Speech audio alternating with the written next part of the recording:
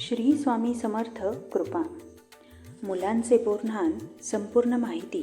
Thumbnail वाचून तुम्हाला subject कळालाच असेल. बोरन्हाण कधी करावे, बोरन्हाणामध्ये कुठल्या चुका करू नयेत किंवा अशा काही चुका आहेत क्या अजिबातच करू नये हे आपण बघणार आहोत.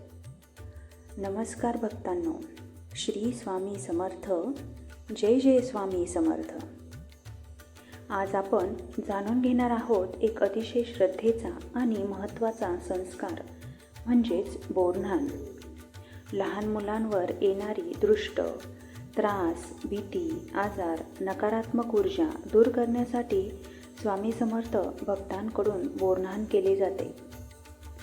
आजच्या व्हिडिओमध्ये आपण पाहणार आहोत बोरन्हाण का करतात, स्वामी समर्थ बोरन्हाण कधी करावे, घरच्या घरी कसे करावे आणि कुठल्या चुका आवर्जून टाळाव्यात. सर्वप्रथम बोरन्हाण म्हणजे काय? बोरन्हाण हा लहान मुलांचा संरक्षणात्मक संस्कार आहे. स्वामी समर्थ महाराज सांगतात की बालक कोमल असते, त्याला दृष्टी व वाईट ऊर्जा लवकर लागते. मुलं सतत रडतात, झोपेत दचकतात, वारंवार आजारी पडतात किंवा चिडचिडे होतात. हे सर्व दृष्ट किंवा नकारात्मक ऊर्जेचे संकेत असू शकतात. अशावेळी स्वामी समर्थांच्या नावाने केलेले बोरन्हाण मुलांभोवती सुरक्षा कवचच तयार करते. दुसरा नंबर म्हणजे स्वामी समर्थांच्या दृष्टीने बोरन्हाण का करावे. स्वामी समर्थ महाराज सांगतात, जिथे श्रद्धा आहे, जिथे मी उभा आहे. बोरन्हाण केल्याने मुलांवरील दृष्टी ही दूर होते, भीती, ताप, रडारड ही कमी होते, नकारात्मक शक्ती नष्ट होते, मुलांच्या आयुष्यात स्थैर्य येते, स्वामी समर्थांची कृपा प्राप्त होते. बोरन्हाण हा चमत्कारिक नव्हे तर श्रद्धेचा मार्ग आहे. 3 नंबर म्हणजे बोरन्हाण कधी करावे. योग्य वेळ म्हणजेच 6 महिन्यांपासून ते 5 वर्षांपर्यंत मुलांचे बोरन्हाण केले जाते. मुलं सतत आजारी पडतात, झोप लागत नाही, अचानक वागणूक बदलते.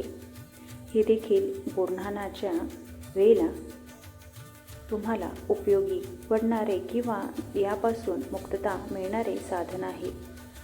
शुभ दिवस म्हणजे गुरुवार, शुक्रवार किंवा पौर्णिमेचा दिवस तुम्ही निवडू शकता.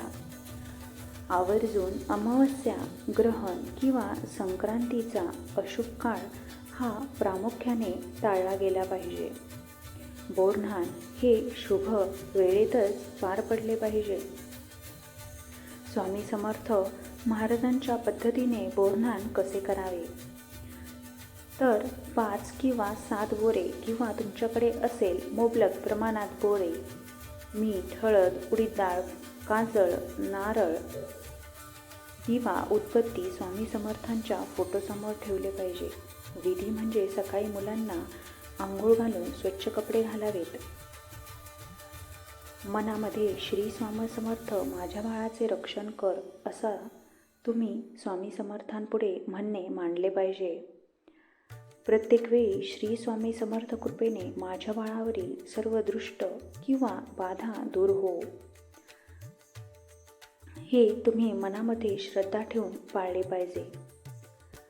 आणि स्वामी समर्थ मंत्र म्हणजे ओम श्री स्वामी समर्थाय नमः किंवा तुम्ही सरळ श्री स्वामी समर्थ महाराज माझ्या बाळाचे रक्षण करतोय हे तुम्ही मनात स्वामी समर्थांच्या चरणापुढे म्हणू शकता.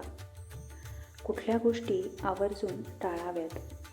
स्वामी समर्थ महाराजांच्या पद्धतीनुसार राग, भीती, घाईत बोरन्हाण करू नका.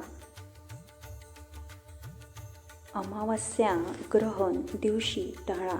विधी करताना हसणे बोलणे टाळा. साहित्य घरात परत आणू नका. आत्मविश्वास मनात ठेवा आणि अविश्वास मनात ठेवू नका. श्रद्धा असेल तर कृपा नक्कीच प्रगट होते. बोरन्हाण कोणाचे करावे? घरामधले लहान मुलगा मुलगी दोघांचेही करावे.